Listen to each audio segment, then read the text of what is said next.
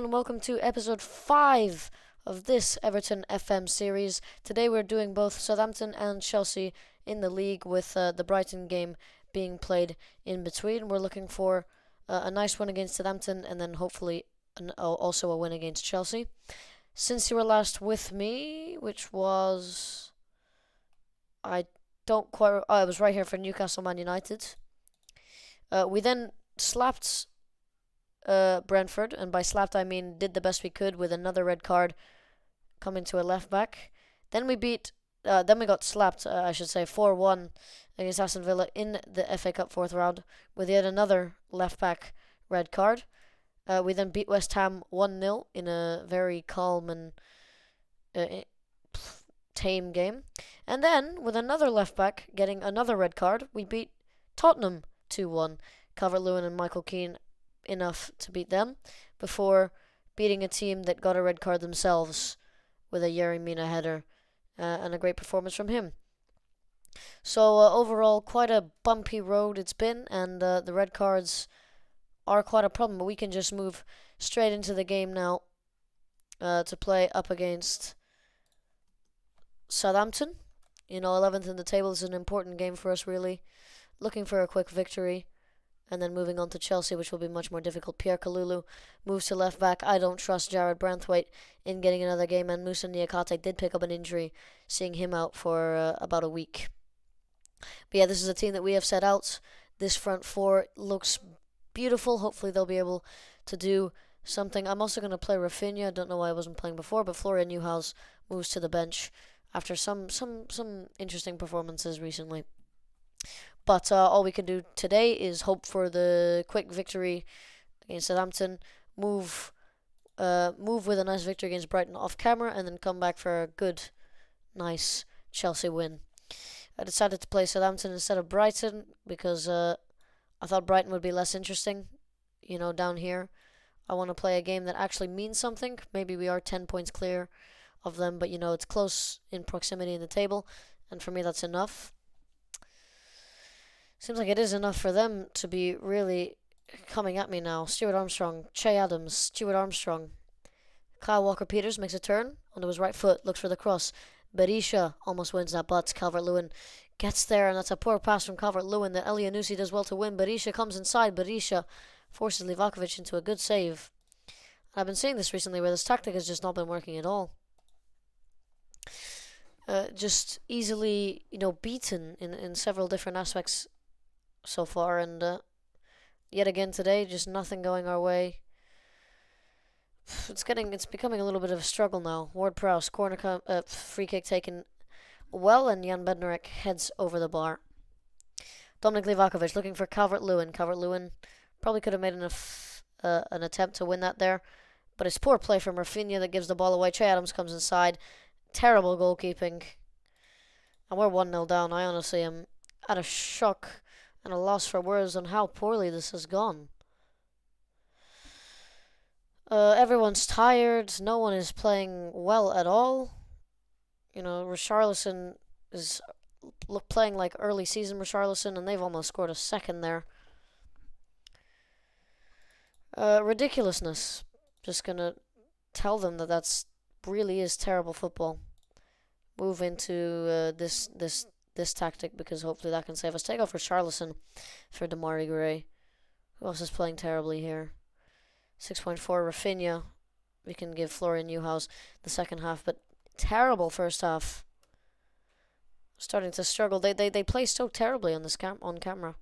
It's ridiculous. Calvert-Lewin playing poorly again. Kalulu at the front post, however, gets his first goal for the club. A completely undeserved equalizer, but we'll take it straight out of half-time. Najim Amiri, his form continues. Great ball in. Pierre Kalulu. It's a very, very well worked header into that corner. And finally, a left back that has a goal that's contribution to the game was not a red card. Something we've been looking for recently, and something annoyingly not happening very often. And now, however, Southampton have taken control of the game again. However, we've scored. And it's Pierre Kalulu to Najim Amiri. And it's these two players that are linking up. And I'm going to make a defensive change here. Ben Godfrey going to come out from Mason Holgate. I think Mason Holgate can play out in the left back. No, okay, I'll bring on Branthwaite then. Try and play Pierre Kalulu in a better position, because what a game he's having. Kalulu's throw-in is a good one. Long in, Keane doesn't get a touch. Nadia Mamiri makes a brilliant run across the box to put the ball in the back of the net, and all of a sudden we have the lead in this game, and I'm going to switch to the wasting time and defensive tactic, which is a different variation of the final tactic that we use. Nadia Mamiri, but it's Julian Alvarez that ends up on it. Clearly not really liking his new role at right wing. Cross comes in. Calvert-Lewin can't get a touch. Fraser Forster on the ball for Southampton. Long ball coming in. Pierre Kalulu in good positioning wins that ball. Livakovic looks over the top. Julian Alvarez is quite tall, but he loses out there. Redmond to Ward-Prowse, and that was too easy of a pass. Should have been cut out. Berisha. Redmond down the right-hand side. Not a lot of people coming back to defend this. Stuart Armstrong on the right-hand side now. Kyle Walker-Peters crosses it in. James Ward-Prowse has been left alone, and we've gotten away with that there. Really hasn't gone very well in this game, but if we can get the win, that's all that matters. And it's Calvert-Lewin that comes back, wins the header. Nadia Mamiri coming inside, trying to get himself a goal, but his shot is saved. Now, Nadia Mamiri on the corner. If we can find Pierre Kalulu, is that at the front post? Is Damari Gray at the front post, which he can do, and almost goes in the back of the net. So, we are completely scamming Southampton after out of 3 points here, and I am very happy with the way we've defended, I guess. Livakovic has defended well, despite his poor goalkeeping in their goal, and we've managed to win the game here against Southampton. Absolutely out of nowhere. I guess Nadia Mamiri and my defense are completely to thank. Wow, we'll take the win. Definitely an undeserved win, but we will definitely take that. Look at those stats. We got absolutely crushed. Branthwaite got picked up a knock, apparently. Amiri gets another fantastic performance. Nadia Amiri is trying to get top goal scorer now as well, but, top assister, highest average rating, most player of the match awards. And then, you got Fabian Delph and all of my left backs on the red cards and yellow cards spectrum. But, we'll take that victory. A surprising one, but a good one nonetheless. And I will see you all back here for the game against Chelsea. We are back, and the game against Brighton was a 1-0 win. It was much more convincing than the game against Southampton. They didn't have a chance. Julian Alvarez was the main source of everything during the game. Didn't get a goal and assist, unfortunately. Richarlison did have a good match, which was nice to see, whilst Keane, Godfrey, Kalulu all having good matches as well. Livakovic, even though had to do nothing, probably had some good distribution. A deserved, maybe we could have scored more, victory sees us up into 6th position in the table, and we're fighting now for Europe, as Leicester just lost their last match very recently.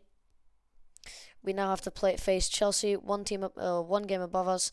A victory will put us on equal points, and if we continue to win games as we are now, we will continue to gain points, hopefully rack up enough to overtake Man City. I play Julian Alvarez up front again today after his fantastic performance against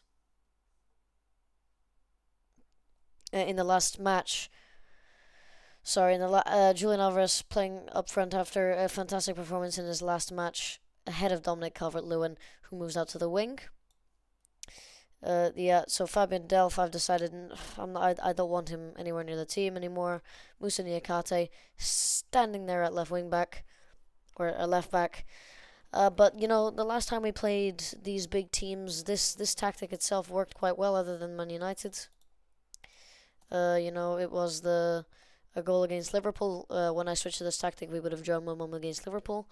We switched to this tactic, we drew 1-1 against Man City. It would have been a 1-0 win if we had only used that tactic. Of course, I can't say for sure, but we would have scored a goal and maybe even done a little bit better than we did in the actual game. So yeah, this has worked against some big teams recently. Hopefully we can get the same type of result against Chelsea, and corners are a big part of it. Amiri's cross, and Keane, whose recent performances have been off the charts, with a good header there. Speaking of off the charts, Pierre Kalulu, yet again, This is quite a good run of form for Pierre Kalulu.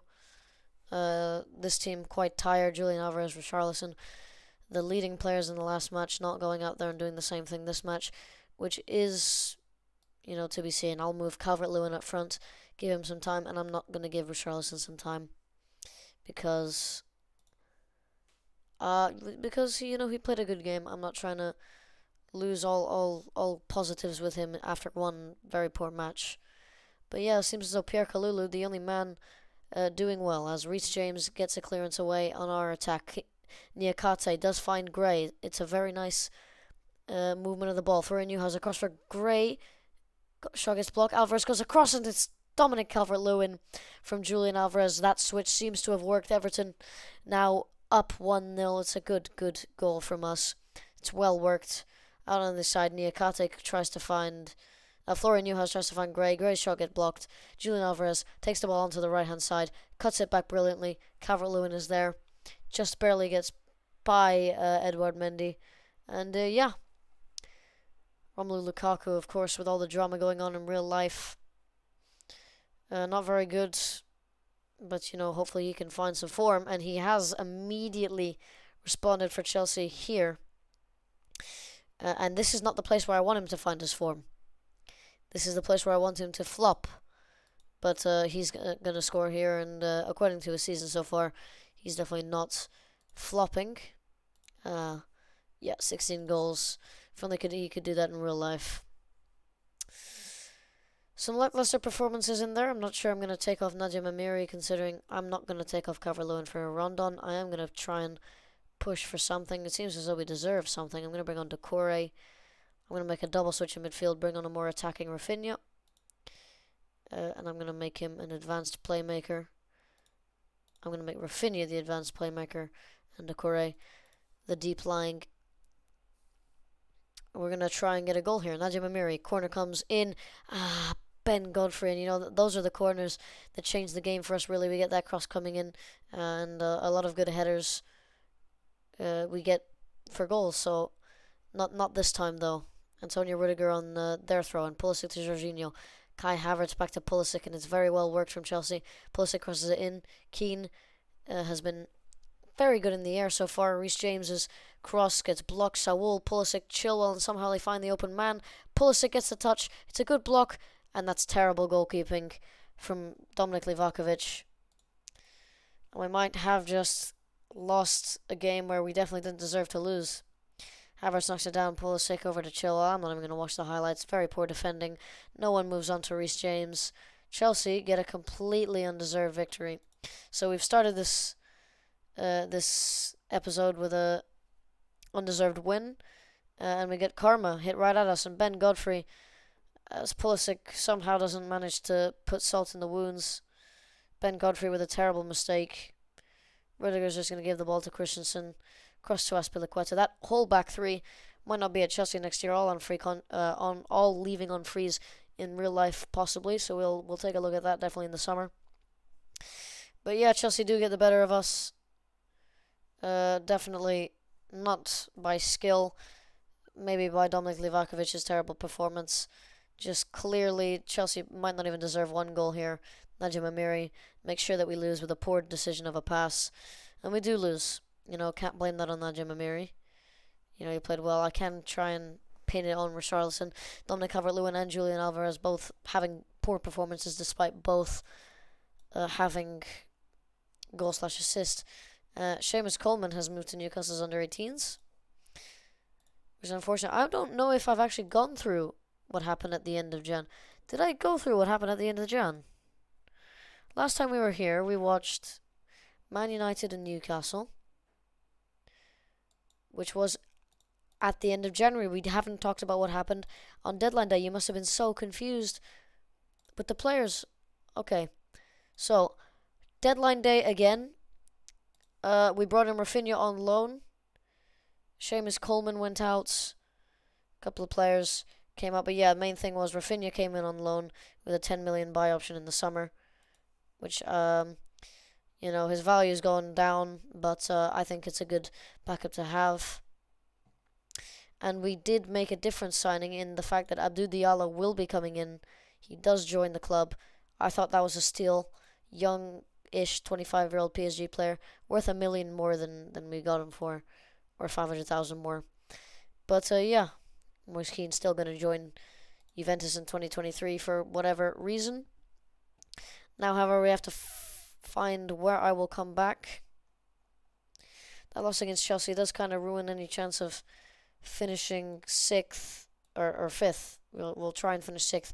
Grab Europa League football if necessary. We're going to come back for the end of the Premier League season. It'll be Man City Norwich when you see me again. Hopefully we can grab I want 3 points out of these 2 games, whether it be Man City win and a Norwich loss or the other way around. Hopefully we can grab wins, and in this time period, hopefully we'll be able to fend off the likes of Leicester City, who I'm sure will be eager to bounce right up next to us with a victory. But that will do it for today's video.